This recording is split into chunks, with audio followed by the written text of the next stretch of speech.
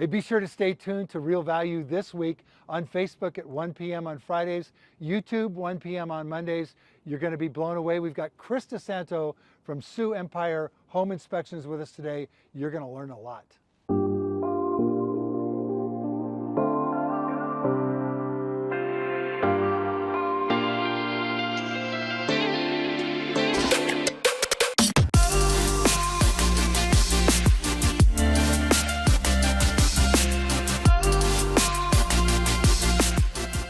So Chris, tell us about gutter maintenance. What do we do? Yeah, absolutely. So especially in an area where you have established trees, you're going to probably want to do it, 5, 6, 7 times a year potentially. Wow. Most importantly, this time of year when the leaves are turning, obviously there's going to be a lot of leaves getting into them. Yeah. And, for multiple purposes, you want to keep them clean. Obviously so that the water can flow adequately within the gutter system and down and away from your building. Yes. On top of it, the weight that they carry when they're saturated as well can kind of pull on the fascia or the fasteners, as well as, when ice and snow comes, if the moisture is not moving in your gutter, then potentially, you have ice building up. What can happen is it can build up underneath the shingles themselves and migrate up the roof, resulting in ice damming and potentially leaking, compromising the shingles potentially as well. So definitely important to be doing this, especially after you notice your trees obviously dropping their leaves. So really important detail, keeping not only that, but taking a good look at your downspouts themselves and making sure that those are clear on the inside. And it's always recommended that you have at least a 5-foot gutter extension on the bottom of the downspout as well, to make sure that the water is obviously getting away from the foundation or even a slat, in the case of a slab on grade home, even the slab of a house as well. Wow. So not just checking then your gutter, but also making sure that it's free of debris going down into the downspouts, right? Right, exactly. Yeah. And, we were kind of talking earlier, and there's a number of different ways you could do this. Preferably doing it when it's dry conditions is going to be a little bit less messy. But getting up here with gloves, these edges of the gutters themselves, it's sharp sheet metal.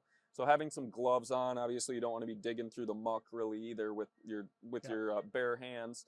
But if you have a less steep roof than this, you could use something like a leaf blower or even a shop vac as well, obviously in a safe manner, to remove debris from your gutters. And the leaf blower really works well on the downspouts themselves rather than having to disassemble that and try to stick something up in there or whatever the case. So yeah. Also, I guess when you're checking your gutters, not only the leaves, but there's also granular deposits from the roof itself, right? Correct. So you can kind of get an idea about your roof health. Absolutely, yeah. Your shingle health as well. Yep, you get a little closer look. If you have, we've had some storms around here, as pretty much everybody in the area knows, some derechos and just some heavy hail in areas as well. If you're seeing, if you clean your gutters regularly and you're seeing a lot of granular deposits and you haven't had your insurance adjuster out to take a look at your roof, might not be a bad idea to do that. It's typically free for them to come out and take a look and make sure that you don't have any hail damage or wind damage or any other exacerbated premature deterioration of the roof itself. All right, so I'm going to touch kind of on the same subject as gutters, along the same subject as far as roof maintenance itself. So, on the north side of roofs, typically you can have a little bit of algae growth or moss growth, and that can hold moisture and even ice and expansion and contraction when those organic materials are frozen, can kind of compromise the shingles as well. A lot of people have asphalt composition shingles, and they don't require as much maintenance unless, like I said, north side of a roof doesn't get a lot of sun.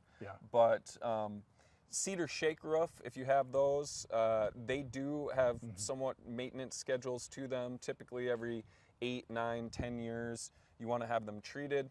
But them in particular, they do have, you really want to make sure that the organic growth on those is nipped in the bud. Yeah. Exactly.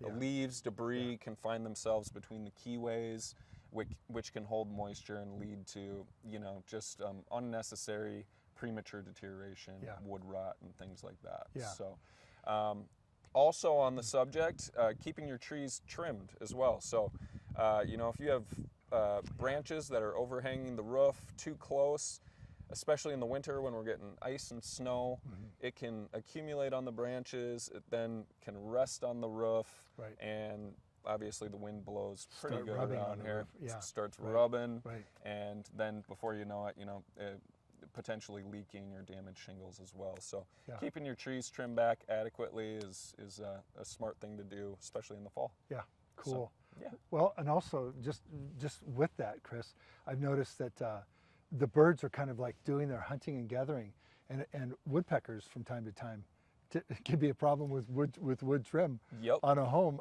It's not uncommon to walk around a home and see some pretty good sized woodpecker holes. I've had that on my own house. Yeah, I've heard them pecking on the side of my house on my trim, and had to come out and kind of shoo them away. But anywhere that they find any kind of crevice or whatever, or think that there's potentially bugs, that type of thing can happen. And that was another thing I was going to touch on, as far as weatherproofing, sealing up. So good time of year. Obviously you want to do it, pretty nice day today for October, and it looks like we got a little bit of nice weather ahead of us. But getting out, sealing up windows, doors, penetrations, any crevices where water could migrate behind the siding, cause saturation of trim and siding and things like that, along with conditioned air loss as well.